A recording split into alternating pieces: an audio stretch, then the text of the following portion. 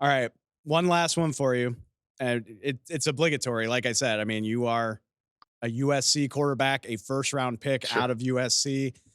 Who better to relate to what these next few months are going to be like for Caleb Williams than you? And I'm just curious, I guess, your assessment of where he is. It's always Yeah. interesting. You know, he's been in the spotlight for so long. You know, like you win the Heisman Trophy a year before your final year of eligibility, your final year in college. How do you Mhm. deal with that much scrutiny for that long? And just, I guess, what's in front of him here over the next 2.5 months until he finally hears his name on draft day? Yeah, it's a little bit like, Matt Leinart and Reggie. When I was there, they had or Reggie was on his Heisman campaign, and Matt had just won it. And, the guy's larger than life on campus. I got to sit a couple lockers down from Matt and right next to Reggie, and you see these guys, and it's like, there's people at school all the time just hounding them for autographs, and you see people around trying to take pictures and stuff. Like, I can only imagine what it is today. That was back in 2005, 6, 7, like right in there. So there's a lot of pressure for that guy. You win the Heisman before you're done, you play another season, and expectations are just through the roof. And the other thing is, you go from whatever he is, anywhere from 21 to 23 years old or whatever, you go from that same person that's in college, that's hanging out with the guys at a college party, like after a big win against Ohio State, for instance, or whatever, to a professional locker room. Nobody's talking about tests and writing an essay and who are you going to take to the spring formal dance and stuff like that. I mean, these guys are talking about, like, I just got divorced, my daughter has leukemia, like there's like bigger life things going on in these conversations in a locker room, and you're expected to be the guy. And all of a sudden, overnight, you're just supposed to have the discernment of a 65 to 70-year-old Supreme Court justice. And you literally just rolled out of a college dorm room. Now, Caleb wasn't in a dorm room. I've seen pictures of his place. It was a lot nicer than the place I used to live, but Right. that NIL money's real. Yeah. So it's just,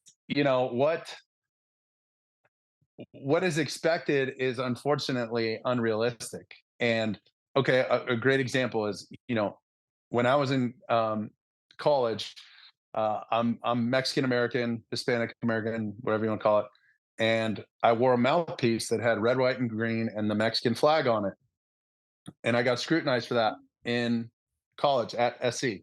Well, people like wrote letters to the football office and Coach Carroll, and people were upset. Like I was some radical Hispanic movement politician. Like I was going to be like Cesar Chavez or something.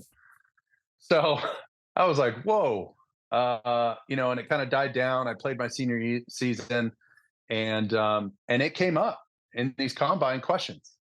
So I guarantee you, in at the combine, Caleb's going to get asked, right or wrong, whether you agree with it or don't, whether you think it's silly or you think it's cool. Why do you paint your nails? What's that all about? What's what's this? What's that? Why'd you wear that mouthpiece? You some sort of like politician or something? You trying to like revolutionize? If people ask you questions, you're like, Right. no, man.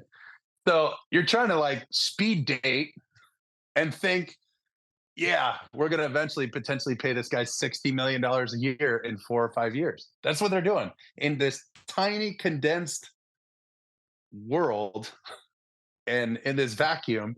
You answer some questions. Sometimes some teams have you talk to a therapist. Don't even talk about football. Some teams give you plays to learn overnight, and then they show up and you got to work out, call the plays like you're in a huddle, go through their whole 2 minute drill on the field with just you and a couple receivers. They're going to ask them to do a ton of stuff, and they're going to make decisions off of how all those things go. Is that totally fair? Probably not, but that's the way this world works, and that's the way this whole combine draft prep works. And there's going to be a lot of decisions made off of something as silly as a mouthpiece or even fingernails.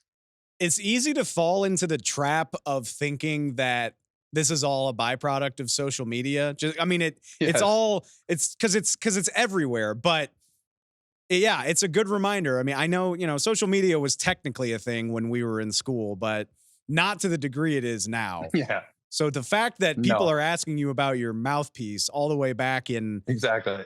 '07, I Oh mean, nine. somehow I allow myself to be surprised by that. It really is. It's the most bonkers thing we do is this draft process. Caleb, if for some reason you're watching, I'm wishing you the best, man. I don't care if you paint your No doubt, nails. me too. Don't care if you paint your nails at all. You can sling the hell out of the rock, dude. Mark, I promise I'm not gonna call you every week, but we definitely got to do this more often, man. This was really fun, and I really appreciate it. I'd love to, buddy. Thanks for having me.